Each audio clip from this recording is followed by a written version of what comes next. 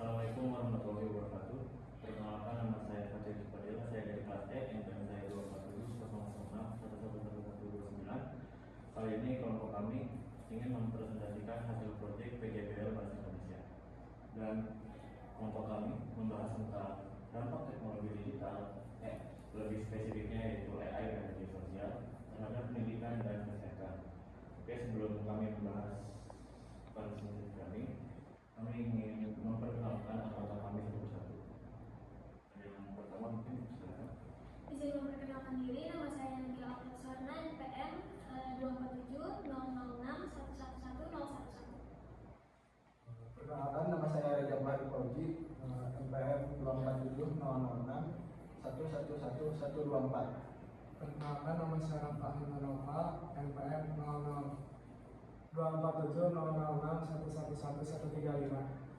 Oke, dan ada dua anggota kami yang hadir, yaitu Arya Muhammad Khalifi dan Sandria Nuria Azhar.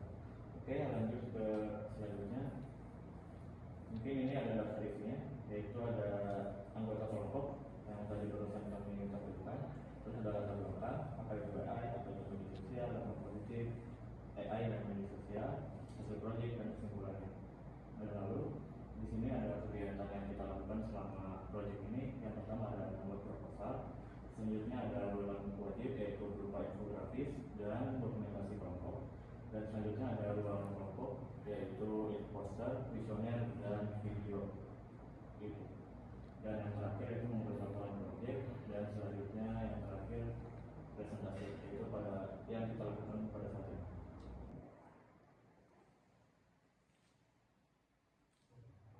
Oke, baik, kita sekarang mau masuk ke latar belakang. Yang pertama itu ada harapan. Harapan dari kelompok kami, AI dan media sosial digunakan sebagai penting secara bijak. Seperti AI digunakan sebagai media pembelajaran atau berpikir kritis, dan media sosial digunakan sebagai alat komunikasi dan alat untuk media pembelajaran. Namun, pada kenyataannya, AI pada saat ini atau media sosial digunakan sebagai media untuk mencari jawaban yang instan, dan juga pada saat ini media sosial digunakan sebagai untuk menyebar hoax, dan masyarakat juga pada saat ini sangat mudah menerima informasi hoax. Dan untuk pertanyaan proyek atau esensialnya, yang pertama, mengapa banyak mahasiswa atau siswa yang menggunakan AI sebagai media untuk mencari jawaban yang mudah atau instan tanpa mereka pikirkan terlebih dahulu. Dan yang kedua, mengapa banyak masyarakat yang mudah menerima informasi kesehatan, entah itu hoax atau berita itu fakta.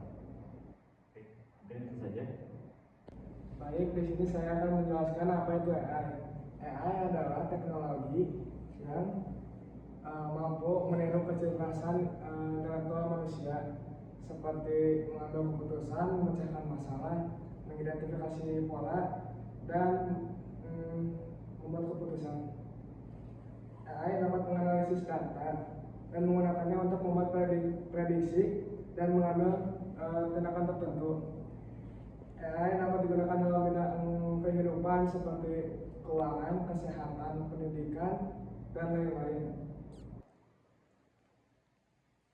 Baik, selanjutnya saya akan menjelaskan apa itu media sosial. Media sosial adalah platform digital yang digunakan untuk berkomunikasi, berbagi informasi, dan membangun jaringan secara web. Media platform ini memanfaatkan internet dan perangkat digital seperti smartphone atau komputer untuk menghubungkan seluruh pengguna di dunia. Media sosial juga menjadi tempat untuk mencari komunitas yang memiliki minat yang sama. Contoh platform yang populer diantaranya ada Facebook, Instagram, TikTok, dan masih banyak lagi. Sekian. Baik, di sini saya akan menjelaskan mengenai dampak positif dan negatif media sosial. Yang pertama, dampak negatif. Dampak negatif dari media sosial sendiri untuk pendidikan yaitu mahasiswa atau pelajar menjadi ketergantungan menggunakan googling sebagai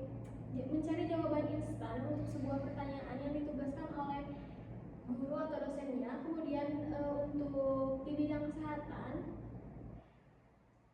dampak negatifnya sendiri yaitu misalnya diagnosis yang salah, ketimpang akses teknologi kesehatan.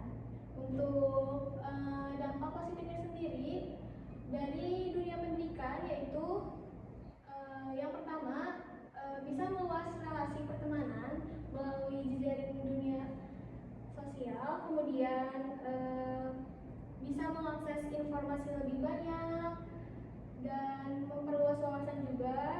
Kemudian di bidang kesehatannya kita bisa mencari tahu penyakit apa yang sedang kita keluhkan sebelum kita pergi ke dokter untuk mengecek kesehatan. Seperti yang sekarang sedang viral yaitu Halodoc, mungkin seperti itu saja. Dampak positif dan negatif AI di kesehatan dan pendidikan. Di bidang kesehatan, dampak positif AI yang pertama bisa mendiagnosis cepat dan akurat, seperti deteksi penyakit melalui pemindaian AI.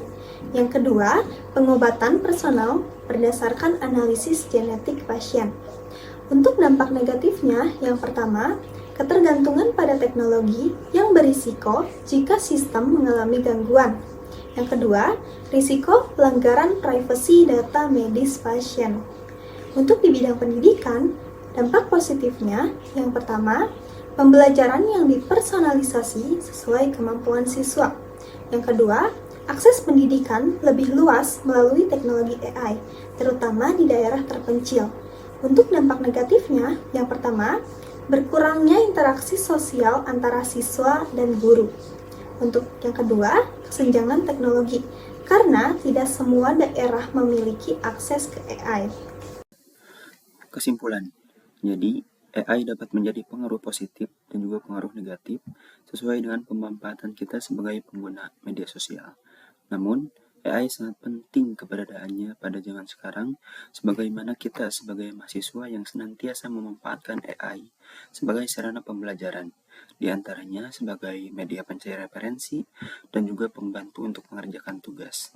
Namun, di samping itu, AI juga dapat menjadi ancaman bagi pengguna internetnya apabila AI dimanfaatkan sebagai sarana untuk kejahatan, di antaranya sebagai sarana pencari konten negatif atau bahkan pembobol data pribadi orang lain.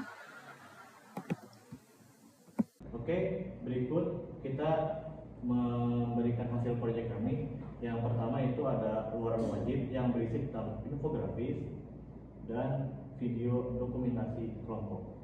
Dan yang kedua itu adalah luaran kelompok. Yang pertama kami membuat kuesioner yang kami sebar bukan hanya kepada mahasiswa Unsil tapi sebagian universitas di Indonesia, yang salah satu diantaranya itu Universitas 11 Maret dan Universitas Diponegoro. Dan kami menyebarkan kuesioner itu kepada siswa SMA juga. Dan yang satunya lagi terdapat poster dan video YouTube tentang edukasi, tentang AI dan media sosial.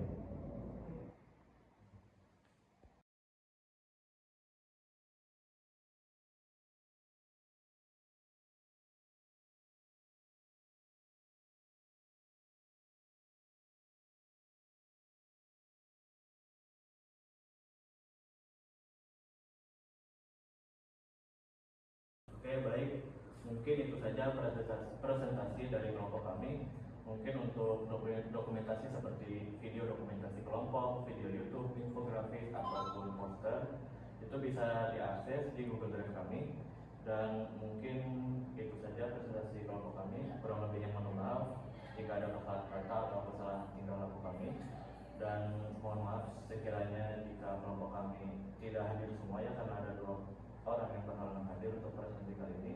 Mungkin itu saja. Terima kasih. Wassalamualaikum warahmatullahi wabarakatuh.